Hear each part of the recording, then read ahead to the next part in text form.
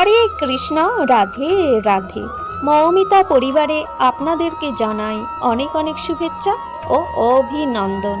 আজকের আলোচ্য বিষয়টি হচ্ছে সহজ বাংলায় ভগবদ গীতার সারাংশ।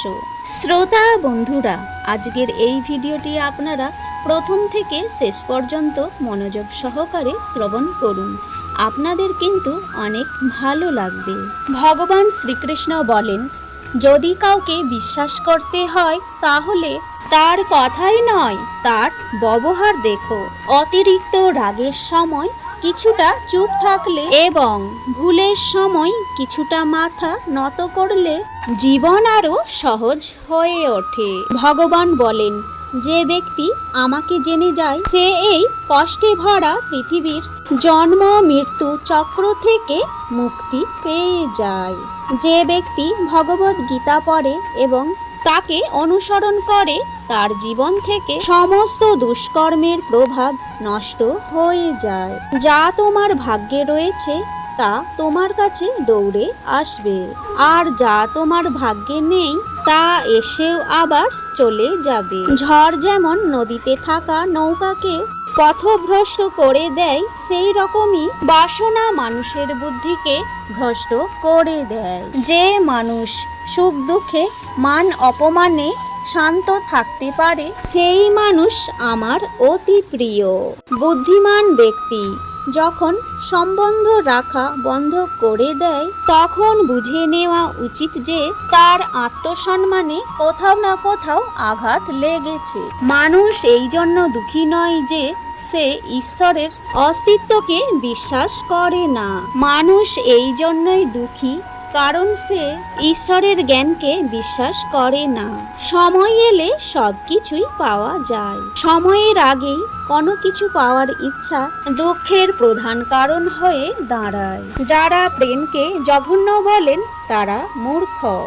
এই জগৎ প্রেম দিয়েই তৈরি হয়েছে। প্রেম হলো এই জগতের মেরুদণ্ড।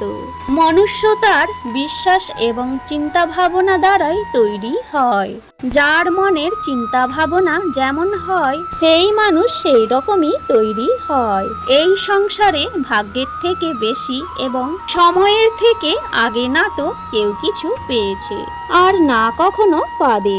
মুখ থেকে বেরোনোর কথার মধ্যে সংযম থাকা অত্যন্ত জরুরি, কারণ মুখের কথা একজনকে যা আঘাত দিতে পারে সেই আঘাতের ক্ষত কোনোদিন পূরণ করা যায় না। শ্রীকৃষ্ণ বলেন, ধর্মের জন্য লড়াই করতে শেখো, অধর্মের শত্রু হতে শেখো এবং যারা তোমার আপন তাদের জন্য ত্যাগ করতে শেখো। সত্য সর্বদা জলে ভাসমান, তেলের মতো হও। তুমি যতই মিথ্যার জল ঢালো সত্য সর্বদাই অপরেই থাকবে। জীবনের একটি অমূল্য শিক্ষা, খুব আনন্দের সময় কারোর কাছে কোনো প্রতিজ্ঞা করো না। খুব রাগের সময় কাউকে উত্তর দিও না। আবার যখন খুব দুঃখ হবে তখন কোনো সিদ্ধান্ত নিও না। যদি কোনো মনুষ্য সমগ্র জগৎকে জেনে যায়, সমগ্র সংসারকে জেনে যায়, কিন্তু সে নিজেকে না জানতে পারে তাহলেও সেই মানুষ নির্বোধ থেকে যায়। যদি কেউ তোমাকে প্রত্যাখ্যান করে তাহলে দুঃখ করো না, কারণ বাস্তবে সে তোমার মূল্য বোঝেনি।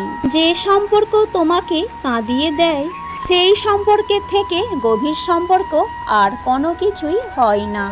আর যে সম্পর্ক তোমাকে কাঁদার জন্য ছেড়ে দেয় তার থেকে দুর্বল সম্পর্ক আর কোনো কিছুই হয় না। সর্বদা শান্ত থাকতে শেখো, তাহলেই তুমি নিজেকে মজবুত করবে।